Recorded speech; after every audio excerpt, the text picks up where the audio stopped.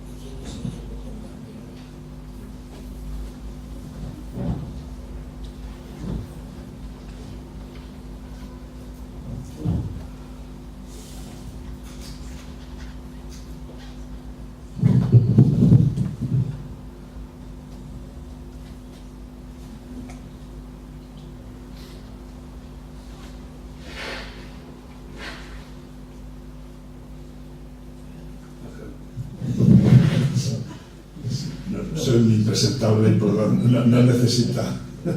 Yo es que pienso que todo el mundo te conoce. Pedro María Uruñuela Nájera es coordinador de educación en la asociación nuestra, inspector de enseñanza, ha sido subdirector general de alta inspección en el Ministerio de Educación y es presidente fundador de la asociación Convives sobre convivencia escolar. Está siendo requerido de toda España porque él fundó el Observatorio de la Convivencia Escolar cuando estaba en el Ministerio, y entonces eso le ha hecho ir recorriendo España con el tema de la convivencia, que es un tema muy importante, y ahora tenemos que buscar fechas en que podemos hablar 5 minutos con Pedro, que no esté dando una charla en cualquier sitio, hasta incluso en Pinto. Cuando quieras, Pedro. Muchas gracias, Luis, muchas gracias a todos ustedes por venir esta tarde. Me piden que hable 20 minutos.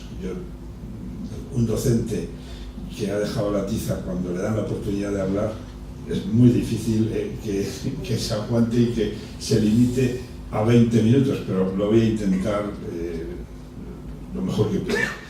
Lo primero que tengo que decir, cuando hablamos con Luis de hacer estas jornadas, era la preocupación que teníamos en la Asociación por Derechos Humanos de España, en la PDH, por lo que se nos venía encima y por la, entre comillas, amenaza que puede suponer la nueva propuesta de ley educativa, la LOMCE, ¿no?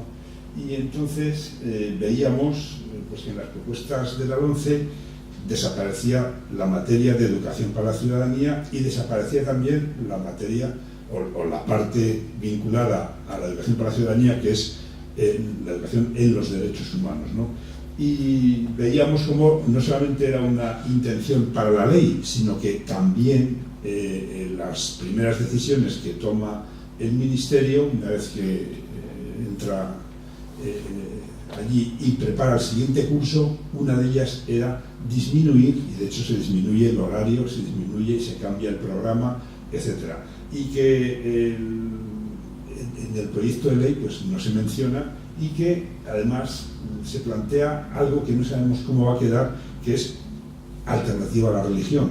La única mención que hay es a valores, tal como ha quedado, valores sociales y cívicos. Hay que recordar que en un primer momento eran valores culturales y sociales, y que una de las críticas que se hizo por mucha gente, pero especialmente por el propio Consejo de Estado, fue que qué era eso de valores culturales y cómo había que entrar o cómo había que tratar los valores culturales, porque podía ser una justificación para impartir desde los colegios e institutos pues la cultura taurina o la cultura del maltrato, en fin, un montón de cosas, ¿no?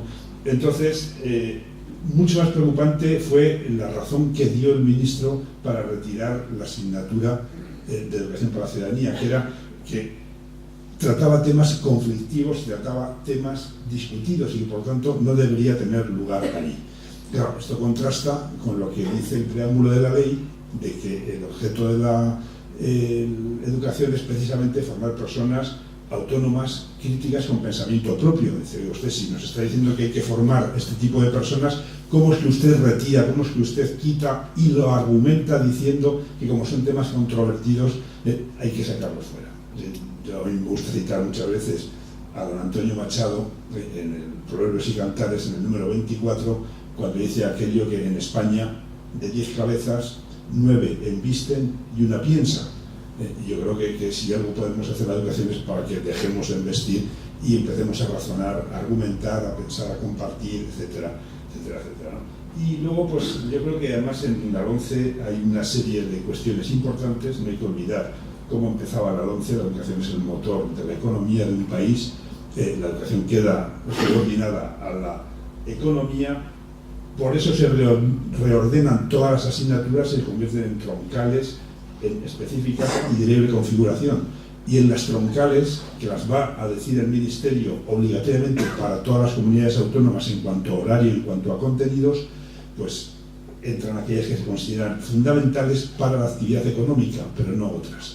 Y eso se concreta en que desaparecen, por ejemplo, horas de filosofía, desaparece la ética, desaparece la educación para la ciudadanía, pero incluso desaparece la educación artística, porque parece que no es importante para la economía, para el sistema económico, y por tanto los problemas que da y lo que tiene frente a la opinión del Consejo de Estado y los distintos movimientos sociales, etc. Bien, retomando el tema de la educación para los derechos humanos y la educación de los derechos humanos, hay que reconocer que es una vieja polémica. O sea, no es una polémica que tengamos en nuestros días, sino que viene de muy atrás, y podemos remontarnos a Sócrates y el famoso diálogo de Platón, Protágoras, cuando nos habla aquello de que, y la pregunta que se hace es: ¿la virtud puede enseñarse? La virtud no puede enseñarse. Y todo el diálogo de Protágoras están discutiendo para concluir que efectivamente la virtud no puede enseñarse como se enseña las matemáticas o como se puede enseñar otro tipo de conocimiento, porque la virtud solamente se puede enseñar a través del ejemplo, a través de la práctica, etcétera, lo cual nos dice cosas importantes para la educación en los derechos humanos. Algo que ha salido ayer y hoy, educar en los derechos humanos supone pasar de la instrucción a la educación. No puede ser solamente transmitir conocimientos, llenar la cabeza de contenidos, transmitir algo que sirva luego para encontrar un trabajo, etcétera, sino que la educación, se insistió mucho ahí en el 26.2 de los derechos humanos, el sentido de la educación integral de la persona en los principios de convivencia, etcétera, etcétera. Es decir, algo que es importante y ahí está. Y en definitiva, pues educar en los derechos humanos es educar en valores. Y educar en valores es enseñar a los jóvenes, podemos decir, ¿qué es eso? Es que es muy abstracto. No, es que estamos en la escuela, en la etapa obligatoria, es educar a los jóvenes en cómo quieren vivir, cómo tienen que vivir, cómo deben vivir. Es decir, consigo mismo, con los demás y con su entorno, con el medio ambiente, la línea que planteó estupendamente Ana, ¿no? Es decir, esa es la educación en valores. No es adoctrinar, no es transmitir un sermón, no es transmitir ideas, es decir, hacer que los chicos y chicas aprendan, se planteen cómo vivir y cómo dar respuesta a todo esto, ¿no? Bien, de ahí que yo creo que uno de los objetivos que tenemos en la educación, y voy muy a prisa porque tengo que terminar el cuarto, la propuesta de trabajo es precisamente educar seres, educar personas competentes en derechos humanos, Y fundamentalmente yo lo asumiría competentes en derechos humanos